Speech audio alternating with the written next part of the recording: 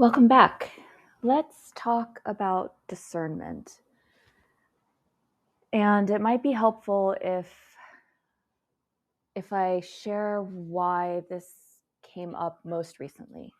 So, probably like you, regardless of what your philosophies and backgrounds are, regardless of what your opinions are, you have people in your life who care about things. And it's very possible that right now you have people in your life who are feeling overwhelmed and highly discouraged about the state of the world or the state of their state or the state of their country, however big or however small it gets. And when we are overwhelmed, especially when we are chronically overwhelmed, whatever it is that we might have been able to offer or contribute or creatively problem solve with, that energy gets tied up in being overwhelmed. And the body actually needs to use that energy to keep up whatever it has to keep up when we're in a state of overwhelm. We're worried about things, we're anxious, we're not eating, we're not sleeping. You might hear a little crunch in the background. I've got a little guy down there eating some really noisy food. So when we've become debilitated like this, which is what happens to a lot of people, we get so worried, so angry, so depressed, so discouraged, whatever the range of emotions is, we get so much of that we're not able, we don't have the energy, and we're just not able to respond. So, raise your hand if you've experienced this, or if you're witnessing someone in your life who is experiencing this right now. This is one of the reasons why I started with whatever your practices are, you need to double down on those practices that help you feel resourced within yourself before you step out and try to take on whatever it is that you have to take on in your world. The image of that, the airline saying that we have, put your own air mask on before you try to go out and save other people. If you don't have a body, if you don't have the resources from which to serve or save, then we've lost one more person who cares about whatever it is, whatever the fight is. So discernment.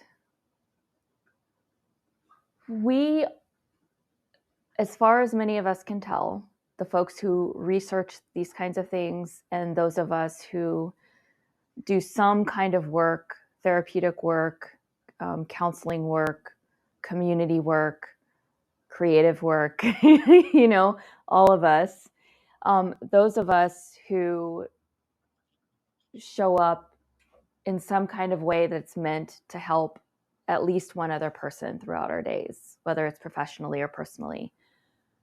And I've lost my train of thought again. This happens a lot with me, guys, so please bear with me. Discernment is very, very important because many of us still believe, and we believe this because we've been taught to believe it, but many of us believe we're supposed to respond to and or react to, basically take responsibility for everything that comes into our awareness. So every injustice that's out there in the world, some of us have been taught to believe that it's our duty to try and resolve all of them. And the reality of the human condition as individuals is that we cannot individually take on the world. We actually cannot do that. What we can do is individually take on the things that we are individually assigned to take on, and as a collective, then show up as a body of humanity that is taking on the world and showing up in response to the needs of the world. How do you know what you've been assigned to respond to?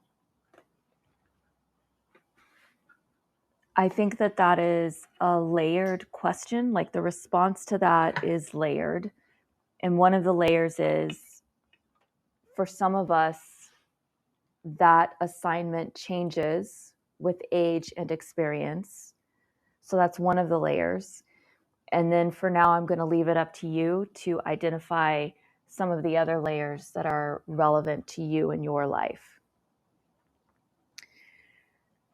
I just need to see if there's more of that thread that I need to follow. Okay, how do you know what your assignment is? This is where discernment comes in. So for a lot of people out there in the world right now who are trying to pay attention to what's happening,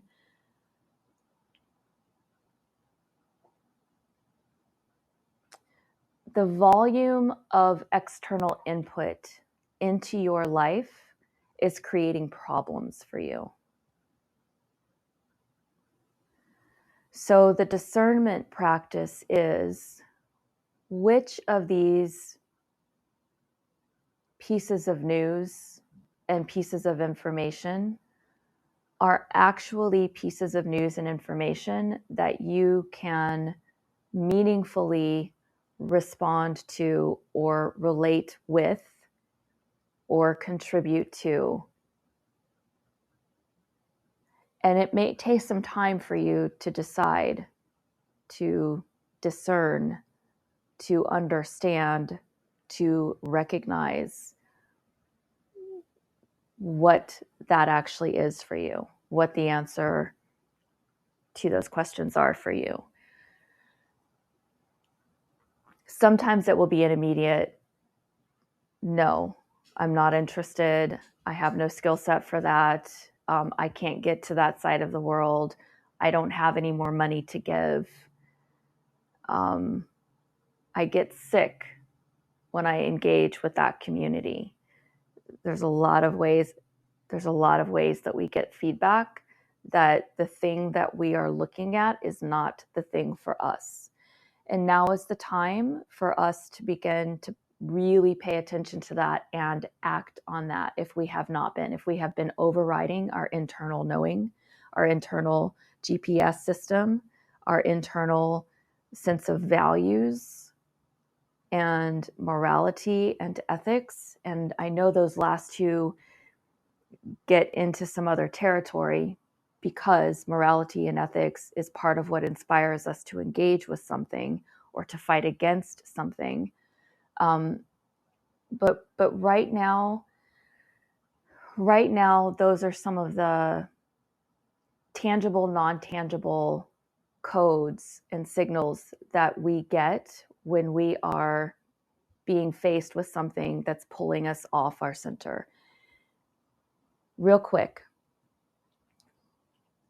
life is going to pull us off our center often. Like, I am not talking about walking through and not being disturbed or distressed by anything. That is not at all what I'm talking about. There are things that we are meant to respond to and take care of. We are not meant to respond to and take care of everything. Our system cannot handle that individually. And I'm repeating that from what I just said a few minutes ago. So what we need to learn how to do is, what is it that I can actually handle and respond to effectively and meaningfully right now? And the rest of it, we're going to have to let the rest of it go. And the thing about that is, there's a lot of things that won't be dropped. Like, we are thinking, it's that classic, if I don't do it, no one else will. And so we're trying to hold on to everything, and we're exhausting ourselves, and we're becoming very ineffective. Like, many of us are running out of steam, we're running out of energy. So if I pick up the things that are mine to pick up, and if you pick up the things that are yours to pick up, and someone else picks up the things that are theirs to pick up, and et cetera, and et cetera, et cetera, we will have more energy for our own lives and the things that we know we have to take care of, because we won't be able to rest at night. And in addition to that, we might have a little bit of energy to help one of these other groups of people who will need help, but we won't have to give all of ourselves to it, and they won't have to give all of themselves to our projects. We will have a little bit extra reserve to give to someone on a Tuesday night when they are really desperate for an extra hand, or we'll have a little bit of an extra reserve to make a meal for someone, or to drive someone somewhere, someone who's in need. Do you understand what I'm saying? So if we unlearn the training that we have had to give all of ourselves away, and I mean that energetically, to give all of our anger to something, or to give all of our despair and grief to something, so much so that we are unable to maintain the vital energy that we need for our own lives, and the upkeep and stewardship of the ideas and causes, and whatever language you want to put there, the service that is truly ours to give. So, for example, here is an example. I am not someone who is designed to go out and protest. That is not my makeup. And for a very long time, I had issues with this about myself. I interpreted that as being a whole lot of things that I was trained to interpret that as, and I won't get into it. Probably some of you can relate with this. But what I am designed to do, that many of the people that I have met who have gone out and protested have not developed the capacity for, is I can sit with someone that I disagree with and listen to why they think the way they think. I can get very curious about understanding the opposing side, in the hopes that there's some common ground collaboration that we can come up with in our human genius creativity. I have patience for that many times, not all the time, but I have patience for that. And I have a willingness and a curiosity, and I've cultivated this capacity over the years. And it came out of a very specific experience in my early life that made me believe I needed to develop that skill. And I'm very grateful to have that skill. So I'm not someone who's going to go out and protest. I'm not interested in that. I don't feel like I'm contributing anything to that. I support people who are. I feel people need to go out and do that. We need to be seen. Our voices need to be heard. And that's important. I also know that there are a lot of people in those protest fields that don't have the patience, the desire, the interest, the emotional resilience to sit down with someone who is in direct opposition with what they believe is true and right about the world. And that is a skill that I have some capacity and experience with. So what I'm wanting to demonstrate to you is both of these skill sets are necessary and needed. We don't all fit into those skill sets, and we need to call our energy back in.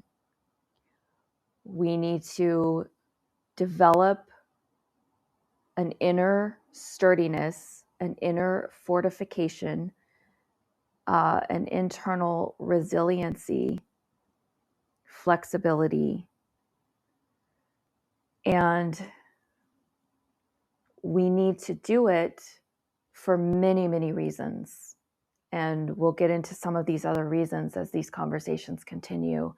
One of the reasons that we need to be able to still ourselves internally is because the skill of discernment, it's a quieter skill. It's not the obvious boundary. It's like another level of recognizing, oh, that is not for me.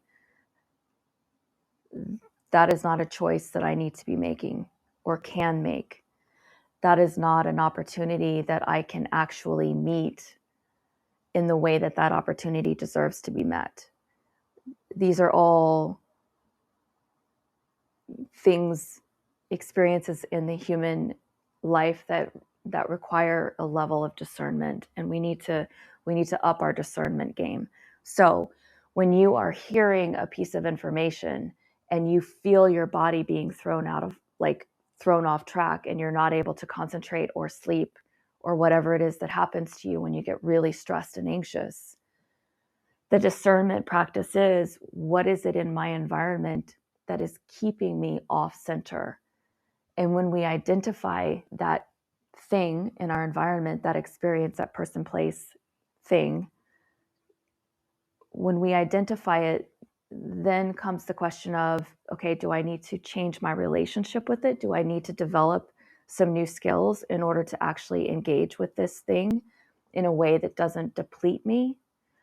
Or is this something I'm trying to entertain, host, manage, that I actually need to let it go.